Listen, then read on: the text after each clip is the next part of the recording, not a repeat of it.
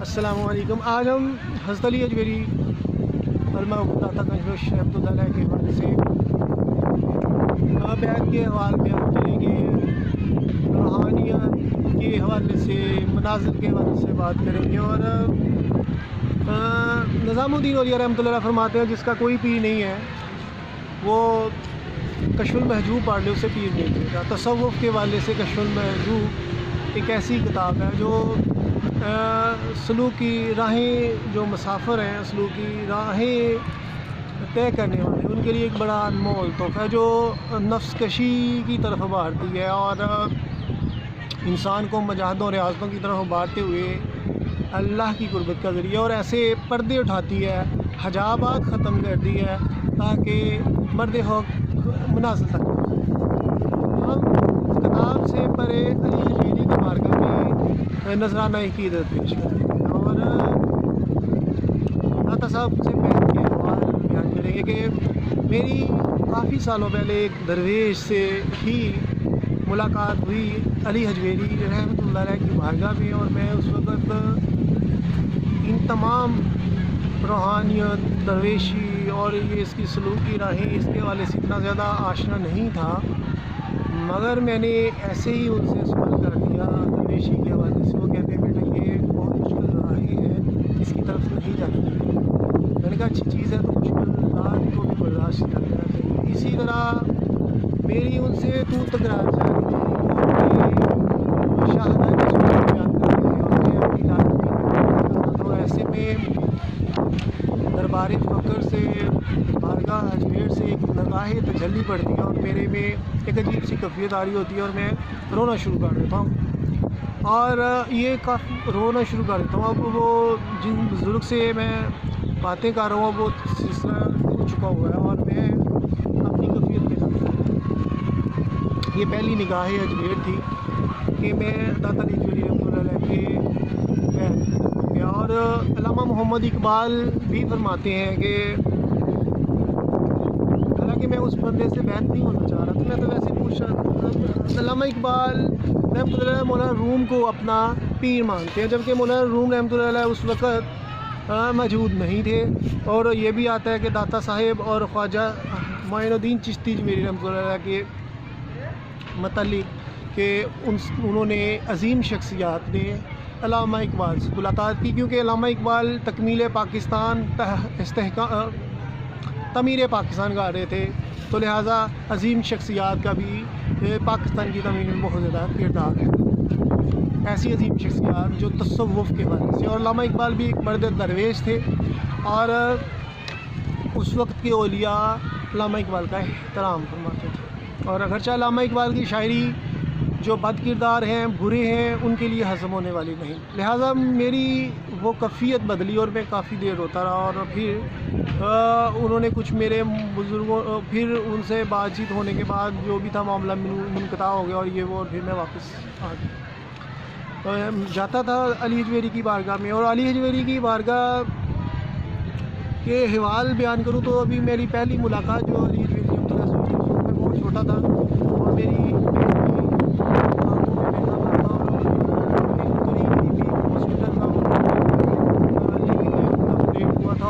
उस वक्त बहुत ज़्यादा ही छोटा था, मुझे होश नहीं था। बस ये था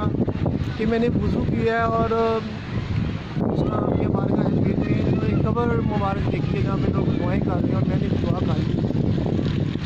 और मुझे नहीं पता था, बस दुआ गया करनी थी, पता नहीं दुआ की है कि नहीं की, बस हाथ उठा लिए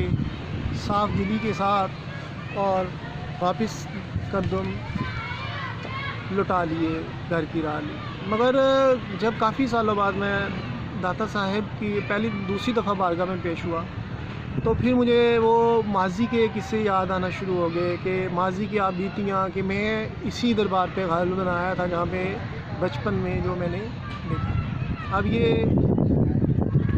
चीज़ें कि उसका नाम क्या है, अब वो कैफियत जो मुझे मिली बारगाह अजमेर में, अब जब भी मैं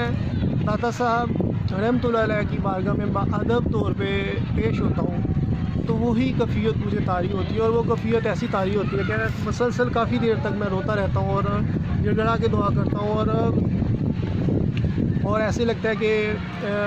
अली हजवेरी जो है वो मुझ पे ख़ास नज़र करम करते हैं और मेरी दिल की जो कदूरतें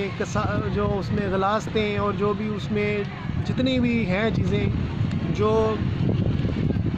कचरा जमा हो जाता है उनको साफ़ कर रहे होते हैं कि सूफिया दिलों के तबीब होते हैं। और इस तरह मुझे ऐसे लगता है कि मैं बहुत हल्का हो गया हूँ, मेरी ईमान की ताकत में मज़ीद इजाफा हो गया और मैं फिर अपने और ये कैफियत काफ़ी देर तक करता है। और जब ये कैफियत नहीं बनती तो मैं हैरान होता हूँ कि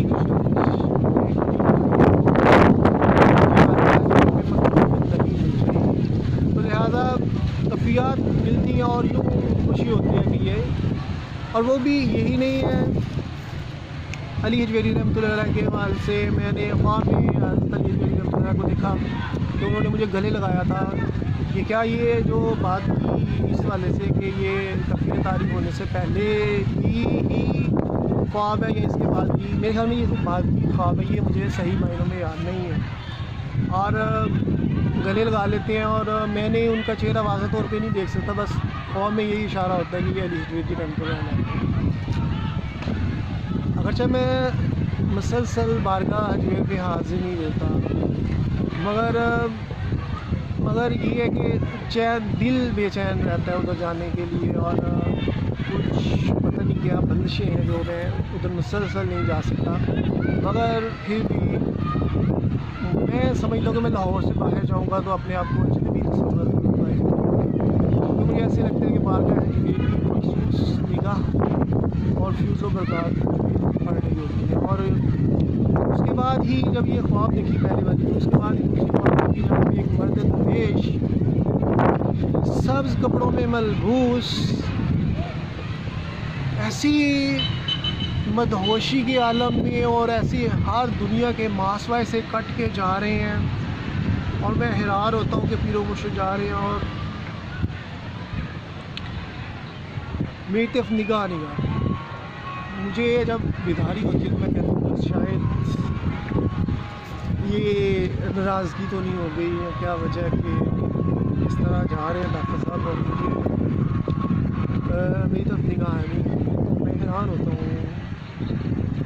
मगर जब ये कैफियत तारी होती है फिर मुझे उसका नाम क्या है अंदाज़ा होता है कि नहीं भी मैं रोंदा दरगाह नहीं हुआ हूँ। अभी आखिरी दफ़ा मैं जब गया था 1-2 महीने पहले तो मैं अंदर नहीं जा सका, दरबार के बाहर ही मैंने दुआ करना शुरू कर दी। और बड़ी है कि किसी की दिलदारी भी हो जाती है बात बात, जैसे उधर के बजावर देखते हैं तो वो समझते हैं ये अस्तगफुरुल्लाह, वो समझते हैं शायद मजाक उड़ा रहे हैं, मेरी अपने आप तरफ से अच्छा बनेगा। लेकिन मैं बाहर ही बैठ बाइक पे ही बैठ के दुआ कर रहा था और मेरी फिर कैफियत बन गई हो रही, तो मैं रोए जा रहा हूँ और एक शख्सियत मेरे करीब खड़ी होती है, वो पहले तो ऑब्ज़र्व करती है फिर देखती है कि क्या हुआ है इसको। अब मैं उससे कह रहा हूँ, कहता क्या हुआ है, मैंने कहा सब खैरियत है, मैं हाँ जी बिल्कुल खैरियत है, बस ठीक है। अब वो मैं दुआ कर रहा हूँ, मैं कैफियत नहीं टूटना चाह रहा, अब वो मेरे मुदाखलत किए जा रहा है, वो अपनी तरफ से हमदर्दी बेचारा जता रहा है, तो मैं गुस्से में आ जाता हूँ और मैं उसे डांट बना देता हूँ, चल जाओ अपने काम से काम को, मैं गुस्सा जलाल बहुत जल्दी आ जाता है। तो फिर मुझे दुआ के बाद काफ़ी देर तक ऐसी कैफियत में रहा, तो मुझे एहसास हुआ कि मैंने उसकी दिलज़ारी कर दी है। अब मैं देख रहा हूँ इधर उधर वो मिले तो मैं उससे माज़रत करूँ, तो क्योंकि इधर लोग मजबूर आते हैं, दुआएं करते हैं, बाज़ लोग घरों से भागे होते हैं, तो फैमिलीज़ निकाल देती हैं या कुछ और वजूहात होती हैं, बाज़ क्रिमिनल्स भी आते हैं जो अपने क्राइम छुपाने के लिए बात करना उबिला वो इधर घूम फिर होते हैं, खाना खा लिया और ऐसे ही साधु से बन के रहते हैं, वहाँ से भी बात पकड़े जाए। बात नशे ही बहुत ज़्यादा जो घरों से भागे होते हैं, नशा करना शुरू कर देते हैं, ऐसे लोग भी आपको बहुत मिलेगी। फिर वो आए रोज़ खबर चाली होती है कि दाता साहब के करीब से लाश बरामद हो गई, नशे ही बहुत हो गया, बेहसी गवर्नमेंट में पाई जाती है, वो बेहसियाँ अलहदा से हैं, वो मैं जिक्र नहीं करना चाहता। तो लिहाजा दूसरी दफ़ा ये वाक़या हुआ। और दाता साहब के हवाले से, दरवेशों के हवाले से सलाम दुआ तो करते रहते हैं, मगर एक दरवेश के पास मैं जाता था, उनके अगरचे मैं दाता साहब को अपना पीरो मुर्शिद मानता हूँ, मगर उन बुज़ुर्गों के पास जाता, उनकी सादगी मुझे बहुत मुतासिर करती है। अभी तक मुलाकात होती रहती है बाबा जी से, तो कभी भी उन्होंने लालच नहीं किया मुझसे कि पैसे मांगे हों, या कभी वैसे कहते हैं कि इधर आया करो बाकायदगी से ये वो, मगर मैं इतना हालातों वाक़यात की गर्दिश है, हम इतना काम ज़र्फ़ हो के दरवेशों की बातों को भी इग्नोर करता हूँ। तो वो बुज़ुर्ग कहते थे आया करो दुआ किया था, तो माशाल्लाह बड़ी सादगी होती है उनमें। पहले जाते हैं सलाम करते, कहते नहीं नहीं बाबा जी के पास गए। मैंने कहा हाँ उधर से सलाम किया है। अच्छा अच्छा अच्छा, थोड़ी देर के लिए बैठने देंगे। अच्छा अच्छा अच्छा, ये नहीं है कि लोग मजमा लग जाए, लोग समझे वाह पीर बड़ा है, इसके पास बड़े लोग हैं, ये वो, ये पैसे की लालच होने। और उनकी खामोशी मुझे बड़ी मुतासिर होती है, इतनी खामोश तबाह शख्सियत है, और किस कदर सब्र और रज़ा की मनाज़िर तय कर गए हैं कि कभी भी इतनी यकीन और इतनी यकीन की दौलत से मुझे नज़र आती है उनके पास कि अगरचे ज़ाहिरी सबाब ख़त्म कर लिए उन्होंने, घर से किनारा कशी इख्तियार कर ली। कुछ देर पहले एक औरत को देखता था, उनके पास बैठी होती थी, मरीज़ थी गालबन, जो भी था, बहरहाल उन्होंने उनसे शादी की, वलम सुनने में आया, पता नहीं वलम किसी और से की, और उनकी शादी ना चल सकी, कुछ भी वजूहत हो सकती है, डिवोर्स होगी बाबा जी लाल शहबाज कलंदर के मज़ार पे भी जाते हैं। इस तरह मुख्तलिफ दूर दूर तक हज़रत शेख अब्दुल कादिर जिलानी के भतीजे लाजमी गालबन वो बता रहे थे कि वो उनके दरबार पे भी कुछ देर, कुछ साल 2 साल उधर भी बातें रियासतें करते रहे, और इस तरह दूर दूर तक भी जाते हैं। मरीद अगरचे उनके बहुत ज़्यादा हैं, मगर अक़ीदतमंद बहुत ज़्यादा है, मगर वो किसी को ज़्यादा देर अपने पास बैठने नहीं देते और उसको पसंद नहीं करते रायकारी मुनाफ़क़त। यहाँ आजकल ज़ाहिदीन लोग दाता साहब आते हैं और वो बड़ी बड़ी ज़्यादातर ये कैम करने की कोशिश करते हैं, तो लिहाजा उनसे मुलाकात हुई और कहते थे कि मुझे हज़रत फ़ातिमा रज़ी अल्लाह तआला अन्हा के वाले से उनके नवाफ़िल अदा किया। तो ये वही जब मैं एक दफ़ा उर्स पे दाता साहब गया था, उनसे मुलाकात हुई और महफ़िल जमी है, शाम का वक्त है और लोग आ रहे हैं बाबा जी के पास भी, और दाता साहब का रूह को खुश कर देने वाला मंजर नज़र आता है, जहाँ पे हर तरफ लोग इसलिए खुश हैं कि बारगाह अजमेर में हाज़िर हुआने कि वो ये शख्सियत हैं जिनकी बदौलत हमारे इस्लाम में दाखिल हुए। शुक्राने के तौर पे लोग हाज़िर देते हैं कि हमारी खुशबख्ती कि आपके कदमों में इधर से और आज हम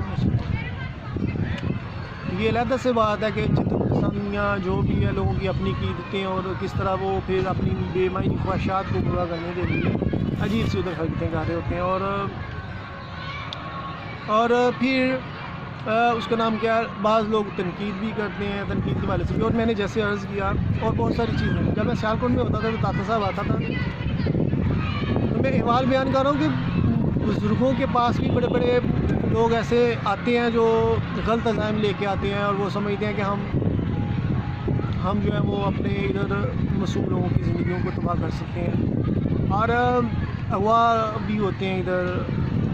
बाज़ लोग गैंग फीडे होते हैं लोगों को अगवा करने के लिए,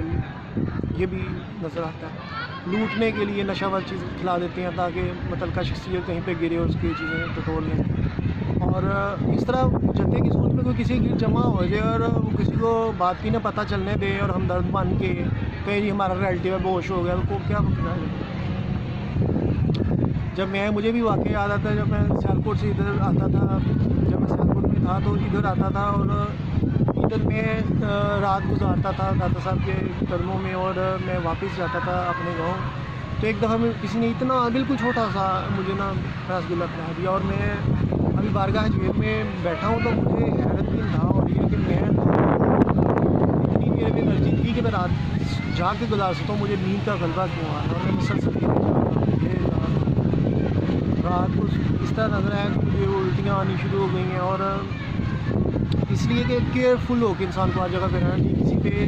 अनातमाद नहीं करना चाहिए किसी भी जगह पे, मैं ये कहना चाहता हूँ। तो उल्टियाँ आनी शुरू हो गई हैं और सुबह उठाओ तो मुझे नींद पड़ रही हो। मैंने तो आज अपने डॉक्यूमेंटेशन क्लियर करानी थी, एक जगह भेजो के हवाले से, तो मैं उधर जा रहा हूँ। अब देखें किसी एक्सीडेंटल चीज़ होती है कि कॉलर मेरा जो है वो शर्ट का अंदर दंसा हुआ है, और मैं मुतलका जगह पे जा रहा हूँ अपनी डॉक्यूमेंटेशन क्लियर करवाने के लिए, और मदहोशी के आलम में, और इन्हें भी ऑब्ज़र्व नहीं कर रहे कि ये इंसान बेहोशी की हालत में जा रहा है, बात करते हुए भी बेहोश हो रहा है, जिसकी वजह क्या है। उधर से भी आ जाते हैं, कहते बड़ी तो उधर से हम जाते हैं जनाब, उधर से फिर घर जाता हूँ, और इस तरह मुसलसल कई दिन मैं नींद की बिताई इतना है, इसीलिए डोज थी इतने से रसूल में, जो इंसान कहते हैं कि बैड चीज़ें किस तरह इम्पेक्ट करती हैं, हैरान होता हूँ कि उसकी क्वांटिटी ज़्यादा नहीं भी होती, बात जरूर कितना इम्पेक्ट करती हैं। तो दिमाग जैसे सुन सा रहता है, और भी मदहोशी, और ये वो जाते हुए गाड़ी में भी, ट्रेन में भी मैं सो रहा हूँ, अचानक से स्टाफ आता है, कैसे उठता हूँ मुझे हैरत होती है। इसी तरह जो ट्रैवल करता हूँ बसेस पे, और वो भी एक अजीब सी एक सूरत हाल थी मेरे लिए। ये इसलिए गाड़ी दी जा रही है कि कोई भी इंसान है उसको बाशऊर रहना चाहिए, क्योंकि बाज़ का तबर्रुक के नाम पे लोगों को मजबूर कर दें, तबर्रुक है खा लो, तबर्रुक दाता साहब ने खुद तो ये हाथ करा दिया। ठीक है, अल्लाह की से मोहब्बत के लिए बुजुर्गों के ख्याल के तहत लोग चीज़ें तकसीम करते हैं, मगर इंसान को केयरफुल भी होना चाहिए, कोई गलत आंसर भी ऐसे ही कुछ कर सकते हैं। इसी तरह का एक वाक़या था कि बीबी पाक दामन में एक शख्स के मामू फोत हो गए, उसको भी लड्डू में कुछ गलत चीज़ें खिला दी गई और वो डैमेज हो गया, और ये मुझे सुनने में आया नागौर में जब था ये खबर मुझे मिली।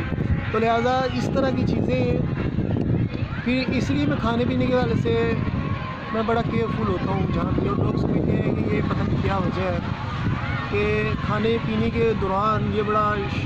केयरफुल होकर काम करता है, तो ये इस तरह क्यों है, उनको मेरी इस चीज़ का नहीं पता कि मैं इस वजह से क्यों केयरफुल हूँ। लिहाजा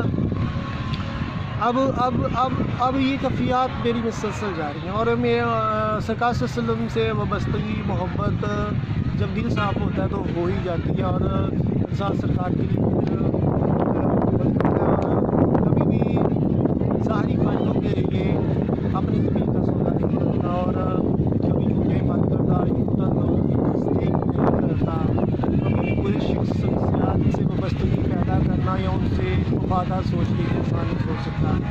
इसीलिए मैं तमाम सियासतदानों से इसी नफरत करता हूँ, क्योंकि लूटते ये है, कानून का गलत इस्तेमाल ये करते हैं, कत्ल ये करवाते हैं, और मेरी हमायत से मैं उनकी तमाम बदमालियाँ अपने अकाउंट में ट्रांसफ़र नहीं कर सकता, क्योंकि यही आपका प्लेटफॉर्म है कि गलत इंसान को अगर तुम उसकी सपोर्ट करोगे तो उसकी तमाम बदमालियाँ भी तुम्हारे गले पड़ जाएंगी, क्योंकि तुमने उसके मिशन को बनवा चुका। लिहाजा इसलिए मैं PTI तशद्दुद जमात जितनी भी सियासी पार्टी है वो इसलिए अच्छा नहीं समझता क्योंकि सब बदकिरदार हैं, और झूठे बदकिरदार मतलब खुद कहते हैं बदकिरदार हैं, झूठे हैं, यू टर्न है, और सारे लुटेरे भी हैं। तो मैं कैसे किसी की तस्दीक कर सकता हूँ, मेरा ईमान खत्म है। इसीलिए मैं अपनी लहरा से पार्टी बनाना चाहता हूँ, और मैंने कभी वोट कास्ट नहीं किया ये, और मुझे किसी से खुशफहमी और खुशामद भी नहीं है कि मैं उसका नाम क्या है किसी की हमायत हासिल करूँ या किसी से ओहदा जा की तलाश करूँ। तो लिहाजा इसलिए मैं अपनी लहरा से पार्टी बनाना चाहता हूँ। मैं अपनी ज़मीर की आवाज़ सुनता हूँ, और मैं कभी भी किसी शख्स की से गैर मुमकिन फ़ायदे हासिल नहीं करना चाहता। तो लिहाजा ये मुझे जब मैं हक़ की बात करता हूँ तो इनके लिए बर्दाश्त नहीं होती, ये मेरे लिए मुश्किलात तो बढ़ा सकती हैं, मुझे रिलीफ नहीं दे सकते। और मीडिया जो है वो तो वैसे ही बताऊ माल है, वहाँ पे प्रोग्राम्स बिकती है और कोई भी न्यूट्रल नहीं। क्या मैं पाकिस्तान से लेके काम पाकिस्तान के वाले से लिखता हूँ, सियासतदानों पे तनकीद करता हूँ, इसीलिए पाकिस्तान की जगह, क्योंकि मैं वही सहाफ़त का मिशन जारी रखना चाहता हूँ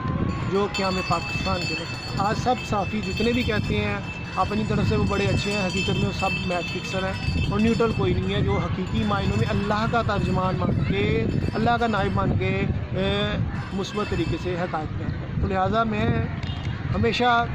किसी की ज़ात के तअस्सुर से परे जाके हक़ाइक़ बयान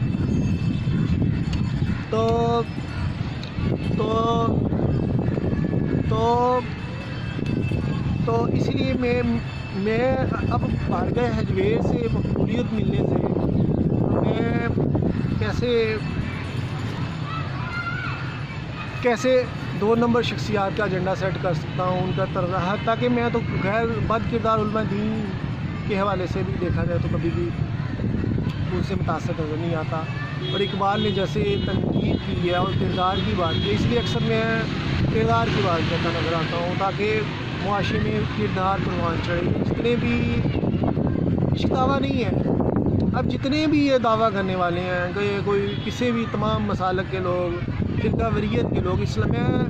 अल्हम्दुलिल्लाह मैं मुसलमान हूँ। अगर मैं मेरा किसी फ़िरके से ताल्लुक़ नहीं है, अगर मैं झूठा हूँ तो फिर अली हजवेरी से मेरी तस्दीक क्यों होती है, मेरी कफ़ियत क्यों बनती है? फिर तो मेरी ये कफ़ियत नहीं होनी चाहिए। अगर मैं सच्चा हूँ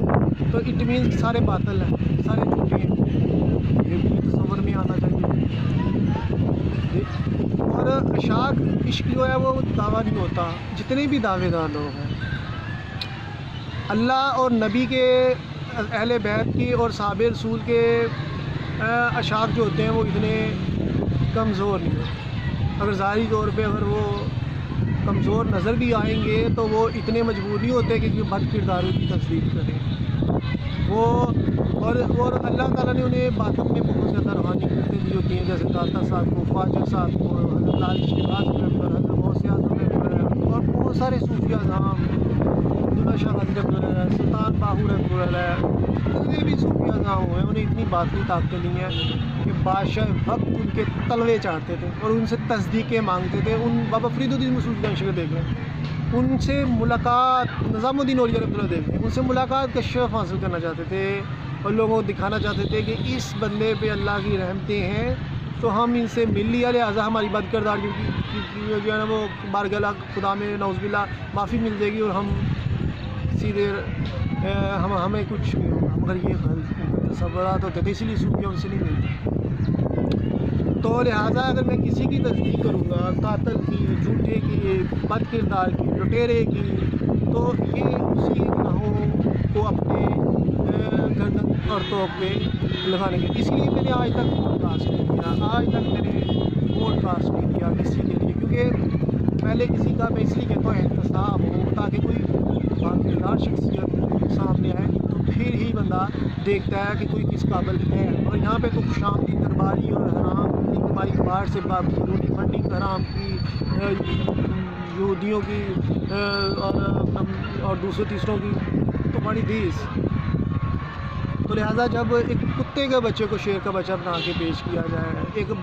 करगस को शहीन पेश किया जाए, एक झूठे को सच्चा साबित किया जाए, एक लुटेरे को कौम का मसीहा साबित किया जाए, तो मुझे हैरत उन लोगों की जो करते हैं। और जैसे झूठिए गाने हैं वो तो मुझे हैरत होती है। बद किरदार मुकल्लम खुद, झूठा भी खुद, लूटन भी खुद, तो बाद में रह क्या जाता है? एक बंदे की शख्सियत की परवाज़ उसकी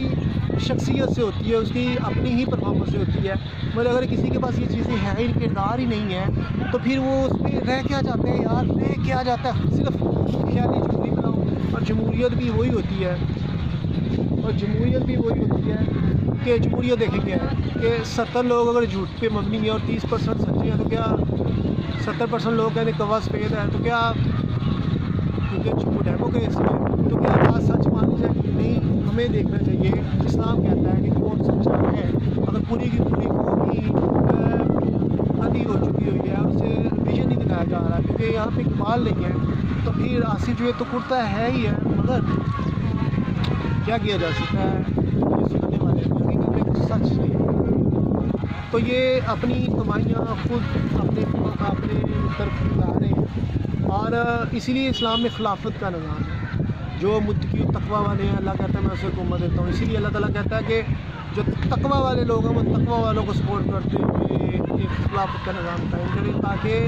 बद किरदारों की, झूठों की, लूटरों की, लटेरों की सियासत में जगह ना बने और वो मुआशरे में तबाहियाँ ना फैलें। अच्छा, अब चलते हैं। अब ये मोहब्बत मैं देखता हूँ कि खलीज मेरी प्यार बनी निगाहें क्या मुझ पर डालती है, तो क्या मैं इस कदर नकम्मा तो नहीं हूँ कि उनकी जो फ्यूज़ बर्बाद है अल्हम्दुलिल्लाह सरकार से वसल्लम की भी ज़ियारत हो गई और एक सफ़ेद घोड़े पे आप तशरीफ़ फरमाए और इशारा होता है कि इस रास्ते। और मैं फिर कह रहा हूँ कि जितनी भी बरगज़ियात शख्सियात का मैंने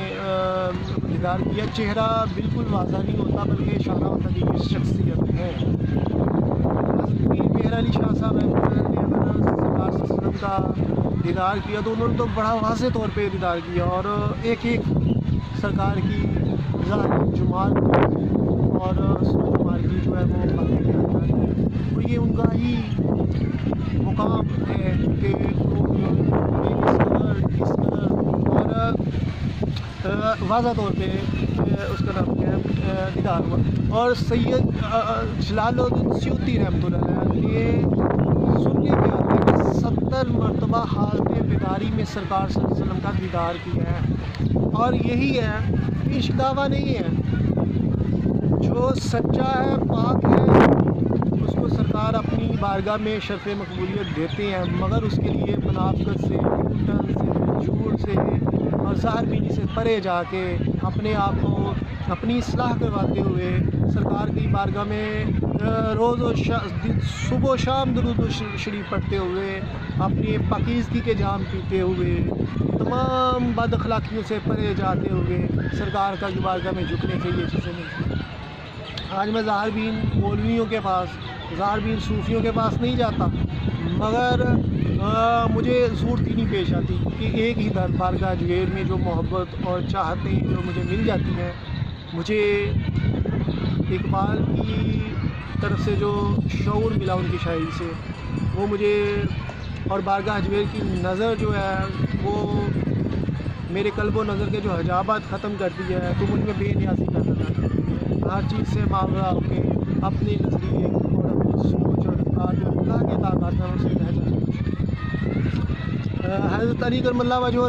रहमतुल्लाह अलैह करमल्लाहु वजहहु का दीदार भी अल्लाह का शुक्र है हो गया। और ऐसे ही मैं एक जगह पे बैठा होता हूँ और आप और आपकी हम सफ़र जो है वो आ जाते हैं बेंच पे मेरे पास, तो उससे बातें करते हैं। तो जो उन्होंने बातें की वो तो नहीं मैं बयान कर सकता, क्योंकि अच्छा नहीं लगता, ये मेरी कम ज़र्फ़ी होगी कि मैं लोगों को ब्लैकमेल करूँ अच्छे लोगों का नाम करके और ये वो ये अच्छी। तो कुछ चीज़ें, हर चीज़ अफ़शा नहीं करनी चाहिए। तो अल्हम्दुलिल्लाह ये तो इस कदर लंबा दीदार था कि काफ़ी देर तक गुफ्तगू होती रही, और मेरे कल यकीन में इत्मीनान पैदा होता है जब ये देखता हूँ कि अल्लाह ताला मेरे से मामला आसान फरमाएंगे और मैं बेहतरी की तरफ मज़ीद प्रवास करूँ। क्योंकि मैं जस्तजू में रहता था बचपन से ही, सच्चाई की और लगन की तड़प के वाले से इकबाल पढ़ता था। अगर जब बचपन में छोटी मोटी चीज़ें लिखनी शुरू कर दी थी, अब तो काफ़ी जिद्दत मेरे में लिखने में, जिद्दत इस वाले से कि निखार आ गया कि बामायनी लिखने की कोशिश करता हूँ कॉलम की शक्ल में या किसी भी चीज़ को मैं लिखता हूँ तो मैं लिखना बड़ा आसान हो जाता है। और जब कलम को देखता हूँ तो मेरे में चमक पैदा होती है, क्योंकि इस कलम से मैं बड़ी अनमोल तहरीरें लिखता हूँ। मुझे किसी चीज़ को जमा करने का शौक़ नहीं, सिवाय कलम, अच्छे अच्छे कलम जमा करता हूँ। तो ये अब मेरी प्रवास एक मंजिल ख़त्म होती है, दूसरी मंजिल शुरू होती है। दूसरी मंजिल रूहानी मनाजिल इतनी है कि वो तय होने वाली है ही नहीं, बहुत कठिन मुश्किल मराइल होते हैं। और वो बुज़ुर्गों की बात भी सच होगी कि बेटा ये रास्ते आसान नहीं। तो और जो मैंने कुर्बानियाँ दी हैं उनका अहवाल मैं नहीं बयान कर सकता हक़ की राह में रहते हुए। बहरहाल हमें सिर्फ़ अगर किसी चीज़ का इत्मीनान है तो हम भटके नहीं हैं, हम बद किरदार नहीं हैं, हमारे पास एक किरदार के अलावा वो कुछ है कि हम कम ज़र्फ़ नहीं हैं, बद किरदार नहीं हैं, इसलिए हम किसी का झंडा सर नहीं करते। तो इसलिए इकबाल का शहीन भी तन्हा रह जाता है, क्योंकि उसके विज़न इस कदर ब्रॉड हो जाता है कि जब लोग ज़ाहिरीन लोग, रायकार लोग, बद किरदार लोग, खुशामदी किस्म के लोग, दरबारी किस्म के लोग और अपने ज़र्फ़ से छोटे लोग और इंसानियत की तज़हीर करने वाले लोग, इंसानियत के मुकाम से गिरे हुए लोग, ईमान से परे लोगों को देखता हूँ तो फिर मुझे ख्वाहिश नहीं पैदा होती है किसी के साथ सलाम भी ली जाए। तो सलाम से मुराद ये, वैसे तो ज़ाहिरी तौर पे मैं हर किसी से सलाम दुआ करता हूँ, आते जाते गुजरते, मुझे किसी को जानता हूँ नहीं जानता, और मैंने कभी भी किसी के साथ ये नहीं किया कि मैं आसिफ में किसी से बातें करके किसी को मफादात मिलना चाहिए और अपने लिए किसी मुकाम पे पहुंचना चाहिए। मैंने कभी भी किसी से ऐसी चीज़ें नहीं की कि किसी से खुशामदी करो, किसी से तल्लुकात बढ़ाओ, मैं किसी की तरफ जाओ और कोई फ़ायदे हासिल करो। नो, मुझे इन चीज़ों पे परे नज़र आता हूँ। और सूफिया ज़ाम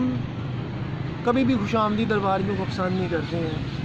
अगर सूफिया के नज़दीक भी किसी को नवाजने का मुकाम है तो वो तकवा और परहेज़गारी है। कोई जितना ज़्यादा मुत्तकी और परहेज़गार होगा,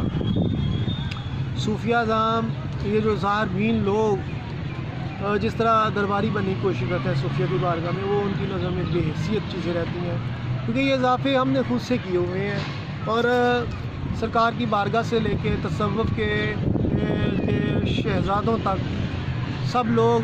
किरदार की खूबसूरती की वजह से इस मुकाम पे पहुंचते हैं और वो किरदार की खूबसूरती वाली शख्सियत को ही पसंद करते हैं। लिहाजा उनकी निगाहें इंसान की माजी, हाल और मुस्तकबिल उनकी नज़रों से छुपा नहीं। लिहाजा हम उनको सूफिया को बेवकूफ़ नहीं बना सकते, क्योंकि उनके राब्ते खुदा से मिलने की वजह से, खुदा की बारगाह में उनकी रूहें हर वक्त मौजूद रहने की वजह से, जैसे रूहानी प्रवास के वाले से मैंने वीडियोज़ बनाई, तो उन पे अल्लाह ताला की तरफ से राज उनके दिल पे उतरते हैं और वो हर स्याह और सफ़ेद के मतलब उनको पता चल जाता है। गौसे आज़म रहमतुल्लाह फरमाते थे कि आने वाले ज़माने, गुज़रे ज़माने, हर चीज़ का अहवाल, और ये